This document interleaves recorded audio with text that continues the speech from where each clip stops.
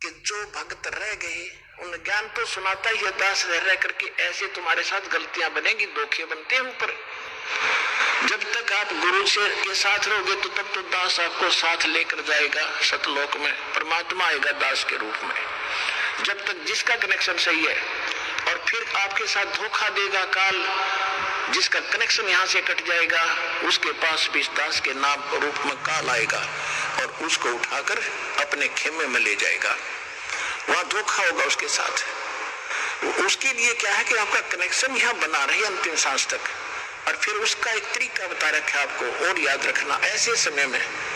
लेकिन उस समय तो तुम्हारी पार बसाएगी नहीं, क्योंकि आप यहाँ से कट चुके हैं उसके खेमे में। हो ही तो जैसे समुद्री जहाज है, ये दास के शरण में, जो दास से उपदेश लेकर कबीर जी की शरण में आगे, तो आप समुद्री जहाज में बैठ के, और इस पूरे विश्व में सारा काल भरा है और इसके ऊपर एक है ये जहाज समुद्री। इससे जो नीचे उतर गया उधर डूबेगा। जहाज से नीचे उतरा तो जल है, डुबोने वाला ही है।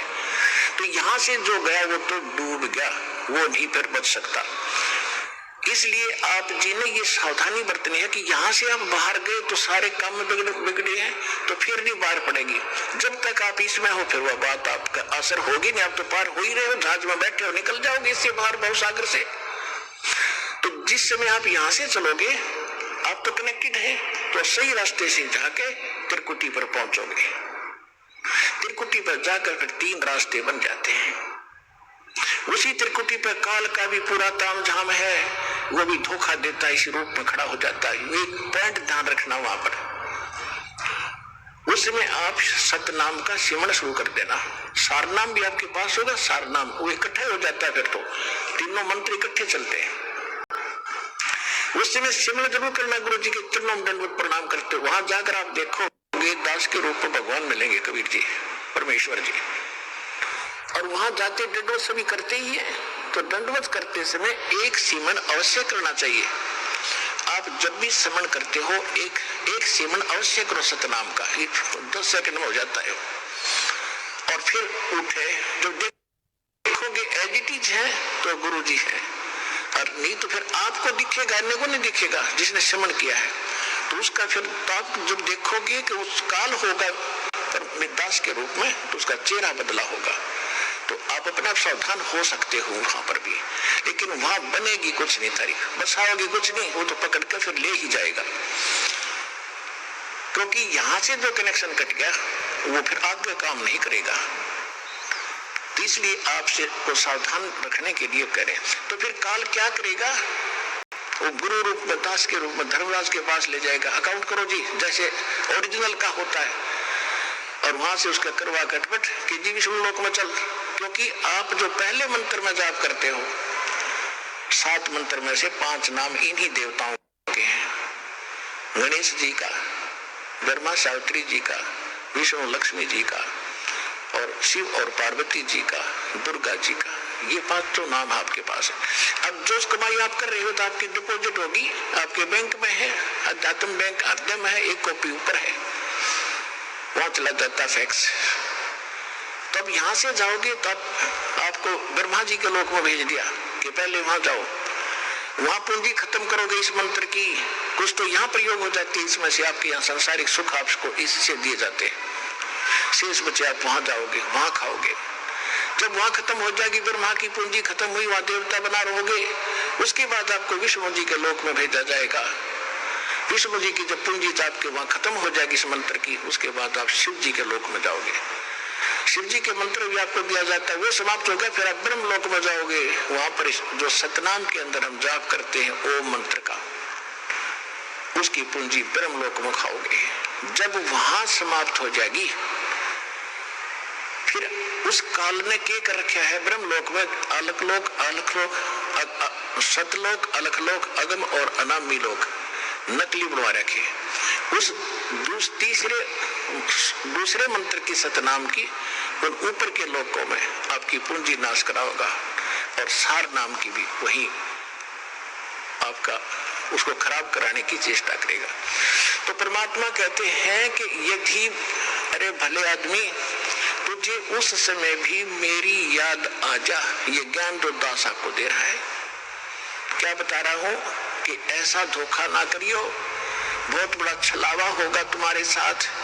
आप यहाँ से देवता बन जाओगे, पूंजी तुम्हारी होगी, कमीशन इनका होगा, ब्रह्मा विष्णु महेश का। उनके होटल में रहोगे, सारे ठाठ देंगे, पर पुण्य तुम्हारे होंगे और भक्ति कमाई नष्ट तुम्हारी हो रही होगी। तो परमात्मा कहते हैं तुमने यदि वहां जाकर भी याद आगी मेरी, शिव मंडल ब्रह्मापुरी चाहे विष्णु लोक में हो, हमरे गुण भूल नहीं तो आन छुटाऊं तो।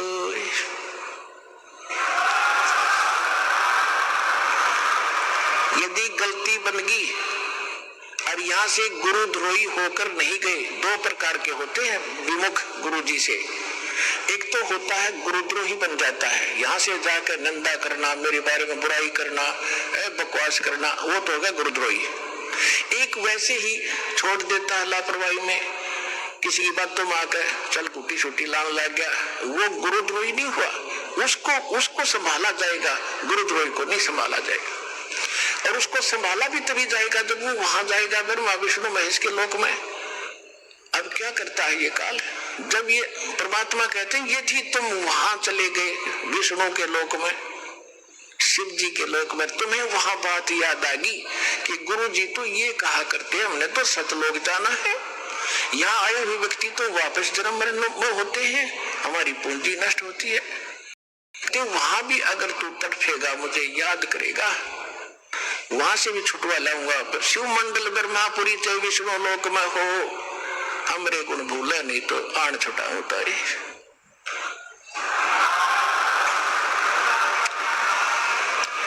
पुण्यात्माओं देखो, वो छुड़ा तो लिए, परमात्मा चले गए, दयालु है, उनका किसकी हिम्मत, छोड़ो बैठ को।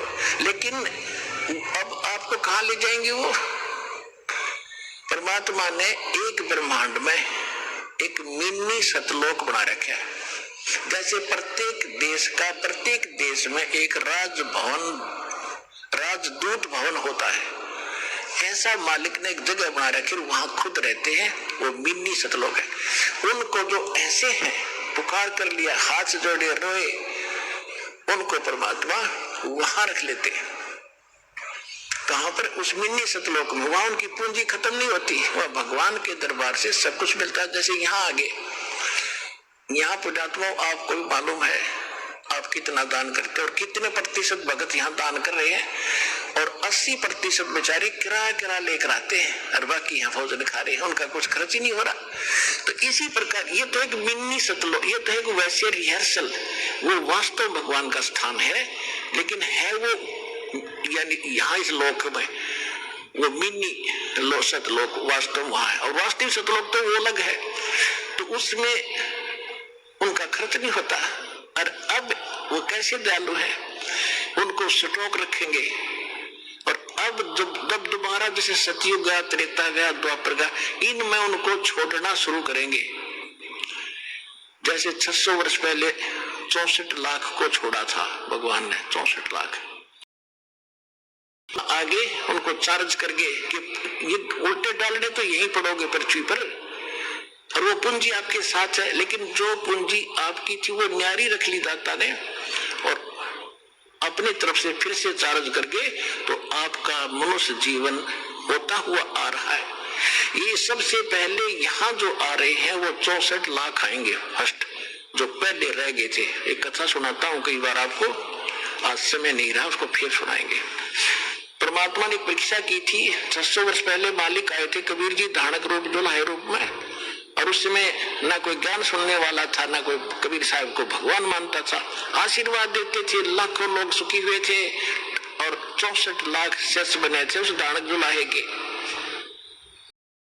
और उस समय फिर आपको चार्ज करके केवल प्रथम 5 नाम दिया करते थे, पहले मंत्र का, दो भी नहीं देते थे उसमें से, वो फर्स्ट एंड लास्ट नहीं देते थे, और बीच के 5 नाम ये देके वो उससे आप भक्ति करते रहे, जन्मते रहे, मरते रहे। आपके अंदर भक्ति की चाह भी बनी रही, और आप आज फिर ठहगे भगवान के, यानी इस समय मोक्ष होगा यू। अब आपके घरों में वो पुण्यात्माएं जो अभी स्टॉक बचा है उनके पास, अब छोटे छोटे बच्चे दास देख रहा है, इनके चेहरे से लगता है कितने मासूम है, कितने ढंग से यहाँ बैठते हैं, कोई सेवा करता है, कोई ऐसा इनके चेहरे से महसूस हो रहा है कि वो बीज डाल दिया परमात्मा ने पृथ्वी पे, अरबों खरबों को पार करेंगे। ये आन लग रहे आपके घर पे। तो ये चाहे किसी गरीब के जन्मे हैं, चाहे किसी अमीर के आ रहे हैं, चाहे आप अमीर हो चाहे गरीब हो, इस भगवान के दरबार में आए हो, तो पिछला भक्ति धन आपका एक जैसा है। रहा बात धर्म का, वो भिन्न भिन्न है, जिस कारण से आप यहाँ संसारिक सुविधाओं में थोड़ा सा अंतर है, लेकिन भक्ति के जो मंत्र है, जो भक्ति की शक्ति है, वो आपकी बराबर है सबकी। बच्चे जो आपके घर आज जन्म ले रहे हैं तो सीधे सतलोक है, इनको पता नहीं माता मसाणी क्या होती है और को राम कहानी क्या होती है, ये सीधे पुण्य साथ लेकर आए हैं। इनको कोई कमी नहीं रहेगी, केवल भक्ति पर ज्यादा लगाना, इनको भक्ति करवाना, बुराइयों से बचा के रखना, ये सीधे पार हो जाएंगे। तो ये सभी मिलकर जो 64 लाख हैं, ये पहले ये होंगे, फिर पूरे विश्व में ये जाएगा ज्ञान, पूरा पृथ्वी पर परमात्मा की भक्ति, उसके